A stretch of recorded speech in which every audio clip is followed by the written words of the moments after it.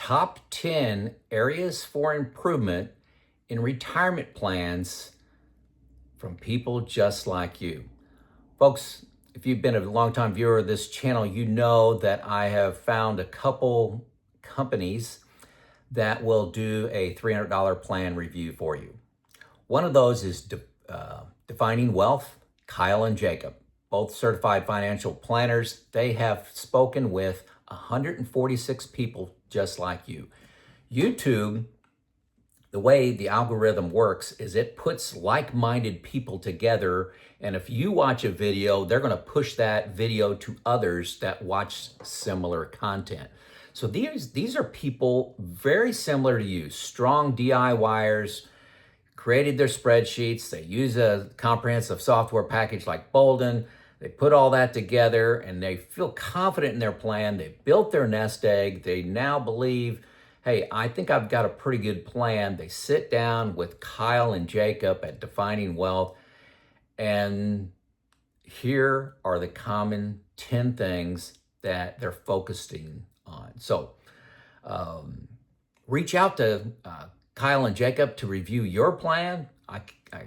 The value for $300 that people are getting, the comments that come back to me, the emails I get are overwhelmingly positive, overwhelmingly. Kyle and Jacob are doing a great job. I think they meet with you together. One's taking notes, one's interviewing. They're kind of tag teaming this a little bit so they can give you a great and timely report. And these are let's jump into the 10 things that they're telling people just like you. Number one, Roth conversions are not considered, or they're discounted based on the investments that the people have. Roth conversions are a tool to help you manage taxes. They're not a tool for everything. It's like if you have a hammer, you don't try to solve things with it, but a hammer is very good with a nail.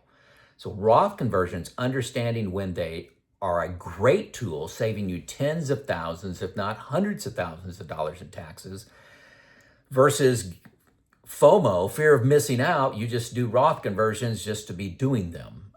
That's not a good plan either. But knowing what you're doing around taxes and using the big sledgehammer, more of a sledgehammer in your toolbox of doing Roth conversions. I'm doing them like crazy. Your time, I'm currently 60, but for RMDs, mine kicking at 75, is my golden opportunity to keep my taxes low. Having a good plan makes sense. So people know the term Roth conversions, but you got to go more than that. When and why to use it. Got to have a plan. Number two, not considering all the options for long-term care. People are considering selling their home, living off their assets. Great. That's actually my plan too. But I've actually studied a lot and gotten quotes for long-term care insurance. I'm still not going to do that at this time, but it could be a great option for you. Don't just say, I don't want to do that. I don't want to do that. Look at the alternatives. If you feel strongly about a decision, what's the harm in looking at the other side and what other people are doing? Okay, long-term care. Number three, people taking Social Security at 62, regardless of the opportunities and benefits of delaying. Folks, I've made a lot of videos on this. Social Security is a big decision. And it may make sense for you to take it 62, but there are great reasons to push it towards 70. Make sure you understand those, and your reason for taking Social Security early is not, I just want to get my hands on the money now. I'm afraid it's not going to be there. That's an emotional decision. Number four, delaying conversations with health insurance experts to the last minute.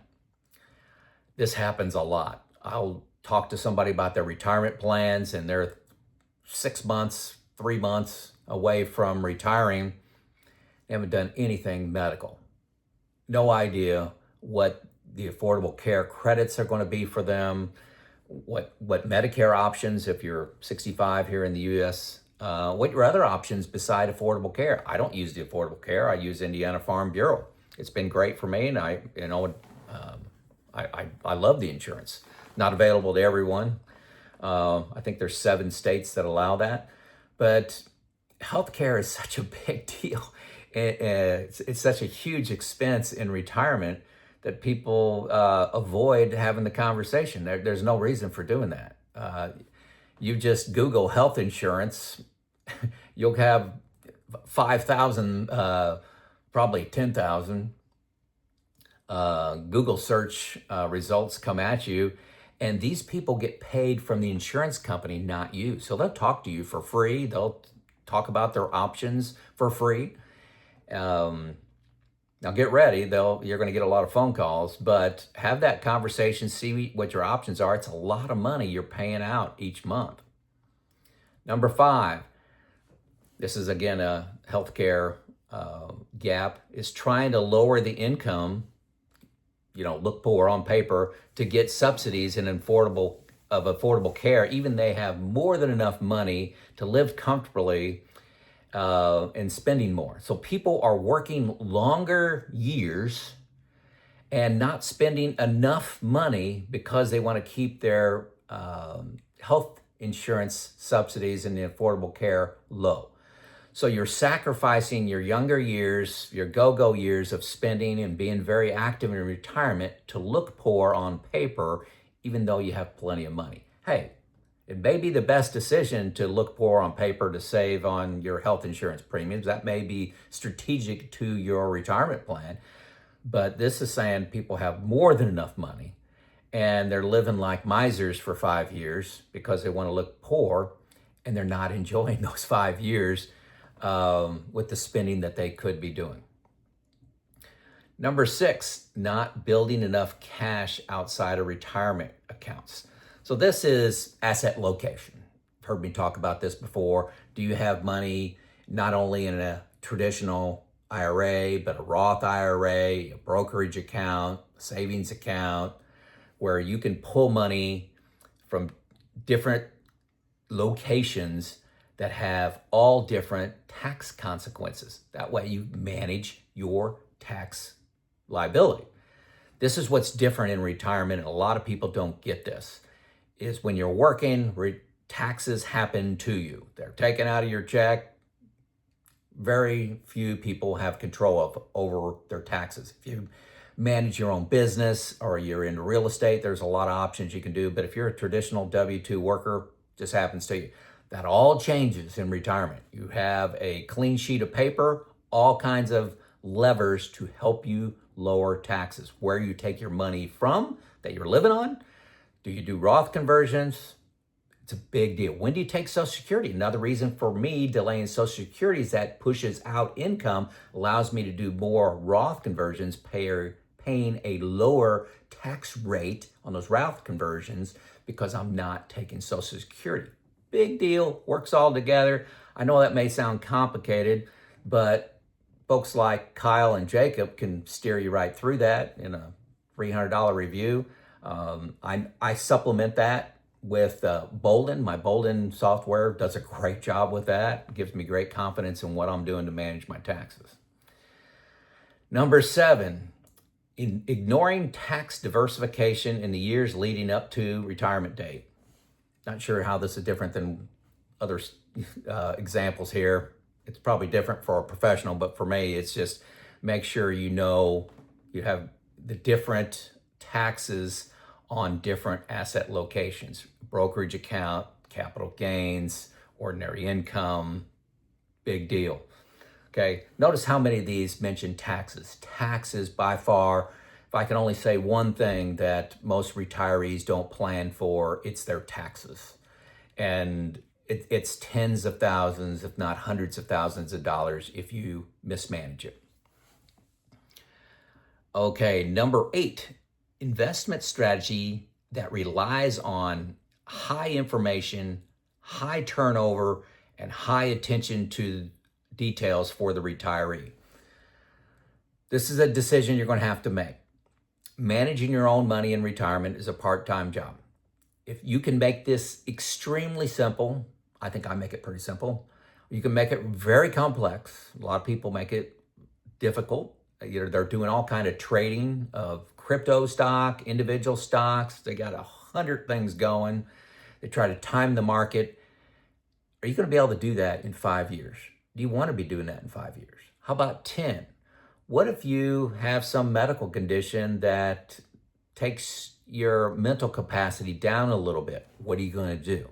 Okay, what's your plan B for that mental decline? Or, if what typically happens is one person in a marriage manages the long-term finances, that's me, and the spouse doesn't want anything to do with it. So what's the plan for my spouse? Okay, my spouse, her second phone call after she calls the morgue when I die is to call Neil. Okay, so what's your backup plan? Maybe it's Kyle and Jacob here. Let's see, number 9, not having a plan to systematically pay themselves in retirement or knowledge of how to do it, or the consequences. Okay, you've got assets in your IRA, your Roth, and in your brokerage account. How do you turn that into money in your checking account that you can spend? Do you do that monthly? Do you do that quarterly? Do you do it annually? What's the benefits of that? What are the tax consequences of that? The order in which you do this is a big deal, okay? It's a big deal. So what's your plan? And most people, according to Kyle and Jacob here, don't have that thought out. I've got a lot of videos on how I do that with my buckets. Number 10, not having estate documents in order or updated recently. Many more people than you think, Joe. So this is having your will, potentially a trust, power of attorney for financial matters, a healthcare power of attorney, in case you're, for all things medical. And then a living will. What happens if, I'm incapacitated, can't think on my own? What are my wishes? So that living will, maybe it's a do not resuscitate or something like that is a common one. Number 6 could be guardianship documents for any adult dependent children that you may have. So do you have your documents updated, within the last, I would say 5 or 7 years? Is that where you're at, or what's missing? So there you go. There's the 10 from Defining Wealth after talking with 146 people that are just like you. Okay, and if any one of these strikes a nerve with you, like maybe I'm not there, maybe I don't know what I don't know, you may want to give Kyle and Jacob a call to do a deep dive into your plan. They'll do about a 40-minute review of your plan before a call, and then sit down with you for an hour or so going through the pre-documents that you gave them that they've analyzed. So you're getting, pushing 2 hours worth of work for them for $300. And most people are coming away. The comments that come back to me, they're getting between 2 and 12 actionable ideas from the conversation. You have to decide whether that's worth $300. And I think it's a pretty easy call. So there you go. Defining Wealth, 146 clients. It's Joe out.